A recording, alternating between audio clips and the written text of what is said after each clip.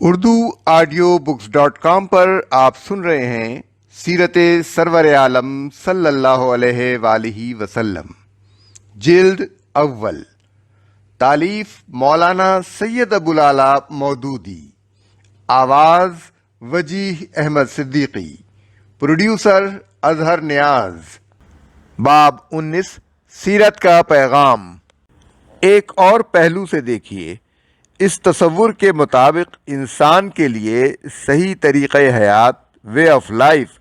صرف یہ ہے کہ وہ اللہ کی اطاعت کرے، کیونکہ وہ مخلوق ہے اور اللہ اس کا خالق ہے۔ مخلوق ہونے کی حیثیت سے اس کا خود مختار بن جانا بھی غلط ہے، اور اپنے خالق کے سوا دوسروں کی بندگی کرنا بھی غلط۔ ان دونوں راستوں میں سے جو راستہ بھی وہ اختیار کرے گا وہ حقیقت سے متصادم ہوگا، اور حقیقت سے ٹکرانے کا نقصان خود ٹکرانے والے ہی کو پہنچتا ہے۔ حقیقت کا اس سے کچھ نہیں بگڑتا۔ بندگی رب کی دعوت۔ رسول اللہ صلی اللہ علیہ وآلہ وسلم کی دعوت یہ ہے کہ اس تصادم کو ختم کرو۔ تمہاری زندگی کا قانون اور ضابطہ بھی وہی ہونا چاہیے جو پوری کائنات کا ہے۔ تم نہ خود قانون ساز بنو اور نہ کسی دوسرے کا یہ حق تسلیم کرو کہ وہ خدا کی زمین میں خدا کے بندوں پر اپنا قانون چلائے۔ قانون برحق صرف خداوند عالم کا قانون ہے، باقی سب قوانین باطل ہیں۔ اطاعت رسول کی دعوت۔ یہاں پہنچ کر ہمارے سامنے رسول اللہ صلی اللہ علیہ وآلہ وسلم کی دعوت کا دوسرا نقطہ آتا ہے، اور وہ آپ صلی اللہ علیہ وآلہ وسلم کا یہ دو ٹوک بیان ہے کہ میں اللہ تعالیٰ کا نبی ہوں، اور نوع انسانی کے لیے اس نے اپنا قانون میرے ذریعے سے بھیجا ہے۔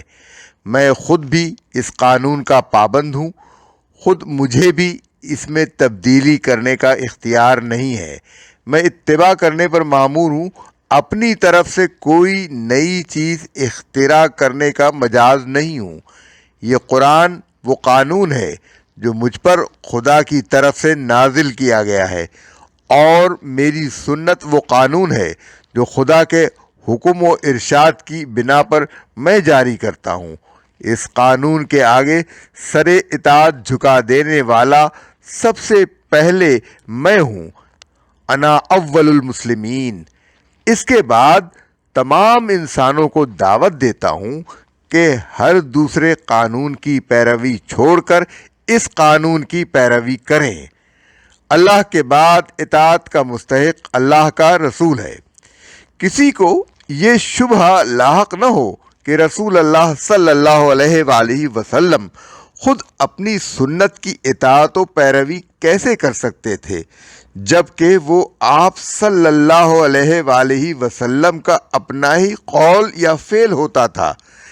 اس معاملے کی اصل حقیقت یہ ہے کہ قرآن مجید جس طرح خدا کی طرف سے تھا، اسی طرح رسول ہونے کی حیثیت سے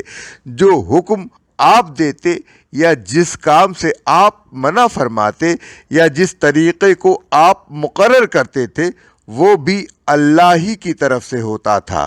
اسی کا نام سنت رسول ہے، اور اس کی پیروی آپ صلی اللہ علیہ وآلہ وسلم خود بھی اسی طرح کرتے تھے جس طرح سب اہل ایمان کے لیے اس کی پیروی لازم تھی۔ یہ بات ایسے مواقع پر پوری طرح واضح ہو جاتی ہے جب صحابہ کرام کسی معاملے میں آپ سے پوچھتے تھے کہ یا رسول اللہ، کیا آپ یہ اللہ کے حکم سے فرما رہے ہیں یا یہ آپ کی اپنی رائے ہے؟ اور آپ جواب دیتے تھے کہ اللہ کا حکم نہیں ہے بلکہ میری رائے ہے، اور یہ معلوم ہو جانے کے بعد صحابہ حضور صلی اللہ علیہ وسلم کی رائے سے اختلاف کر کے اپنی تجویز پیش کرتے تھے، اور آپ صلی اللہ علیہ وآلہ وسلم اپنی رائے چھوڑ کر ان کی تجویز قبول فرما لیتے تھے۔ اسی طرح یہ بات ان مواقع پر بھی کھل جاتی تھی جب آپ صلی اللہ علیہ وآلہ وسلم کسی معاملے میں صحابہ کرام سے مشورہ طلب فرماتے تھے۔ یہ مشاورت خود اس امر کی دلیل ہوتی تھی کہ اس معاملے میں خدا کی طرف سے کوئی حکم نہیں آیا ہے، کیونکہ خدا کا حکم ہوتا تو اس میں مشاورت کا کوئی سوال ہی پیدا نہ ہو سکتا تھا۔ ایسے مواقع رسول اکرم علیہ الصلاۃ والسلام کے عہد میں بارہا پیش آئے ہیں، جن کی تفصیلات احادیث میں ہم کو ملتی ہیں، بلکہ صحابہ کا تو بیان یہ ہے کہ ہم نے حضور سے زیادہ مشاورت کرنے والا کسی کو نہیں دیکھا۔ اس پر آپ غور کریں تو آپ کو محسوس ہوگا کہ یہ بھی حضور صلی اللہ علیہ وآلہ وسلم کی سنت ہی تھی کہ جس معاملے میں اللہ کا حکم نہ ہو اس میں مشورہ کیا جائے، اور کوئی دوسرا حاکم تو درکنار اللہ کا رسول تک اپنی ذاتی رائے کو لوگوں کے لیے فرمان واجب الاذعان قرار نہ دے۔ اس طرح رسول اللہ صلی اللہ علیہ وآلہ وسلم نے امت کو شورا کے طریقے سے کام کرنے کی تربیت دی اور لوگوں کو یہ سکھایا کہ جس معاملے میں حکم الہی ہو اس میں بے چون و چرا اطاعت کرو، اور جہاں حکم الہی نہ ہو وہاں آزادی رائے کا حق بے خوف و خطر استعمال کرو۔ آزادی کا حقیقی چارٹر، یہ نوع انسانی کے لیے آزادی کا وہ چارٹر ہے جو دین حق کے سوا دنیا میں کسی نے اس کو نہیں دیا۔ اللہ کے بندے صرف ایک اللہ ہی کے بندے ہیں اور کسی کے بندے نہ ہوں، حتیٰ کہ اللہ کے رسول کے بندے بھی نہ ہوں۔ اس نے انسان کو ایک خدا کے سوا ہر دوسرے کی بندگی سے آزاد کر دیا اور انسان پر سے انسان کی خدائی ہمیشہ کے لیے ختم کر دی۔ اس کے ساتھ ایک عظیم ترین نعمت جو اس پیغام نے انسان کو عطا کی، وہ ایک ایسے قانون کی بالاتری ہے جسے توڑنے، مروڑنے اور رد و بدل کا تختہ مشق بنانے کا اختیار کسی بادشاہ یا ڈکٹیٹر یا جمہوری مجلس قانون ساز یا اسلام قبول کرنے والی کسی قوم کو حاصل نہیں ہے۔ یہ قانون خیر و شر کی مستقل قدریں، پرماننٹ ویلیوز انسان کو دیتا ہے، جنہیں بدل کر کبھی کوئی خیر کو شر اور شر کو خیر نہیں بنا سکتا۔ خدا کے حضور جواب دہی کا تصور۔ تیسری بات جو رسول اللہ صلی اللہ علیہ وآلہ وسلم نے بندگان خدا کو بتائی وہ یہ ہے کہ تم خدا کے سامنے جواب دہ ہو۔ تم اس دنیا میں شتر بے مہار بنا کر نہیں چھوڑ دیے گئے ہو، بلکہ اپنی مرضی سے جو چاہے کرتے رہو، جس کھیت میں چاہو چرتے پھرو، اور کوئی تمہیں پوچھنے والا نہ ہو، بلکہ تم اپنے ایک ایک قول اور اپنی پوری اختیاری زندگی کے اعمال کا حساب اپنے خالق و معبود کو دینے والے ہو۔ مرنے کے بعد تمہیں اٹھنا پڑے گا اور اپنے رب کے سامنے باز پرس کے لیے پیش ہونا پڑے گا۔ یہ ایک ایسی زبردست اخلاقی طاقت ہے جو اگر انسان کے ضمیر میں جاگزی ہو جائے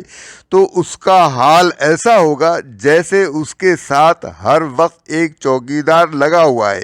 جو برائی کے ارادے پر اسے ٹوکتا اور ہر اقدام پر اسے روکتا ہے۔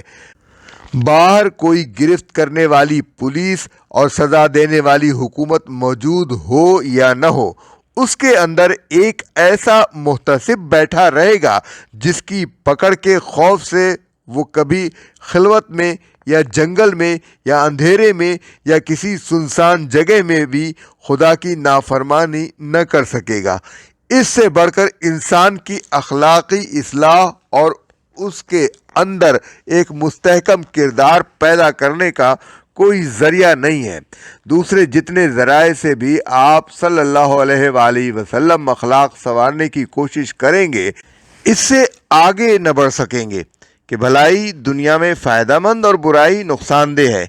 اور یہ کہ ایمانداری ایک اچھی پالیسی ہے۔ اس کا مطلب یہ ہوا کہ پالیسی کے اعتبار سے اگر برائی اور بے ایمانی مفید ہو اور اس سے نقصان کا اندیشہ نہ ہو تو اسے بلا تکلف کر ڈالا جائے۔ اسی نقطۂ نظر کا تو یہ نتیجہ ہے کہ جو لوگ اپنی انفرادی زندگی میں اچھا رویہ رکھتے ہیں وہی اپنے قومی کردار میں انتہا درجے کے بے ایمان، دغاباز، لٹیرے اور ظالم و جابر بن جاتے ہیں، بلکہ انفرادی زندگی میں بھی وہ اگر بعض معاملات میں اچھے ہوتے ہیں تو بعض دوسرے معاملات میں بہت برے ہوتے ہیں۔ آپ دیکھیں گے کہ ایک طرف وہ کاروبار میں کھرے اور برتاؤ میں خوش اخلاق ہیں تو دوسری طرف شرابی، زانی، جواری اور سخت بدکار و سیاہ کار ہیں۔ ان کا مقولہ یہ ہے کہ آدمی کی پبلک زندگی اور چیز ہے اور پرائیویٹ زندگی اور چیز۔ نجی زندگی کے کسی عیب پر کوئی ٹوکے تو ان کا گھڑا گھڑایا جواب یہ ہوتا ہے کہ اپنے کام سے کام رکھو، مائنڈ یور بزنس۔ اس کے بالکل برعکس آخرت کا عقیدہ ہے جو کہتا ہے کہ برائی ہر حال میں برائی ہے، خواہ دنیا میں وہ مفید ہو یا نقصان دہ۔ جو شخص خدا کے سامنے جواب دہی کا احساس رکھتا ہے اس کی زندگی میں پبلک اور پرائیویٹ کے دو شعبے الگ الگ نہیں ہو سکتے۔ وہ ایمانداری اختیار کرتا ہے تو اس وجہ سے نہیں کہ یہ اچھی پالیسی ہے، بلکہ اس کے عین وجود میں ایمانداری شامل ہوتی ہے اور وہ سوچ ہی نہیں سکتا کہ اس کا کام بے ایمانی کرنا بھی ہو سکتا ہے۔ اس کا عقیدہ اسے یہ سکھاتا ہے کہ تم اگر بے ایمانی کرو گے تو جانوروں کی سطح سے بھی نیچے جا پڑو گے، جیسا کہ قرآن مجید میں ارشاد ہوا ہے کہ لَقَدْ خَلَقْنَا الْإِنسَانَ فِي أَحْسَنِ تَقْوِيمٍ ثُمَّ رَدَدْنَاهُ أَسْفَلَ السَّافِلِينَ۔ ہم نے انسان کو بہترین ساخت پر پیدا کیا، پھر اسے اوندھا کر کے سب نیچوں سے نیچ کر دیا۔ اس طرح رسول اللہ صلی اللہ علیہ وآلہ وسلم کی رہنمائی سے انسان کو صرف ایک مستقل اخلاقی اقدار رکھنے والا ناقابل تبدیل قانون ہی نہیں ملا، بلکہ انفرادی اور قومی اخلاق و کردار کے لیے ایک ایسی بنیاد بھی مل گئی جو کبھی متزلزل ہونے والی نہیں ہے، جو اس بات کی محتاج نہیں ہے کہ کوئی حکومت موجود ہو، کوئی پولیس موجود ہو، کوئی عدالت موجود ہو تو آپ سیدھے راستے پر چلیں، ورنہ مجرم بن کر رہیں۔ رہبانیت کے بجائے دنیا داری میں اخلاق کا استعمال۔ رسول اللہ صلی اللہ علیہ وآلہ وسلم کی دعوت ایک اور اہم سبق ہمیں دیتی ہے، اور وہ یہ ہے کہ اخلاق راہبوں کے گوشہ عزلت کے لیے نہیں ہے، درویشوں کی خانقاہوں کے لیے نہیں ہے، بلکہ دنیا کی زندگی کے ہر شعبے میں برتنے کے لیے ہے۔ جس روحانی اور اخلاقی بلندی کو دنیا فقیروں اور درویشوں میں تلاش کرتی تھی، رسول اللہ صلی اللہ علیہ وآلہ وسلم اسے حکومت کی مسند پر اور عدالت کی کرسی پر اٹھا لائے۔ آپ صلی اللہ علیہ وآلہ وسلم نے تجارت کے کاروبار میں خدا ترسی اور دیانت سے کام لینا سکھایا۔ آپ صلی اللہ علیہ وآلہ وسلم نے پولیس اور فوج کے سپاہیوں کو تقویٰ اور پرہیزگاری کا سبق دیا۔ آپ صلی اللہ علیہ وآلہ وسلم نے انسان کی اس غلط فہمی کو دور کیا کہ خدا کا ولی وہ ہوتا ہے جو تارک الدنیا ہو کر بس اللہ اللہ کرتا رہے۔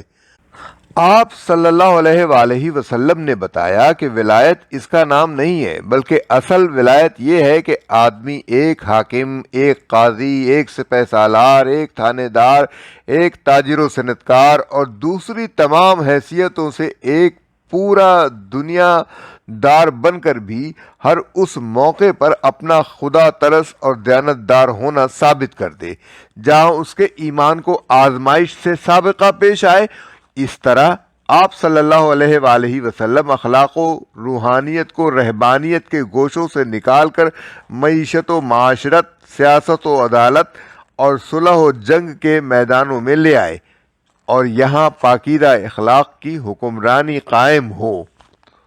حضور صلی اللہ علیہ وآلہ وسلم کی ہدایت کا فیض۔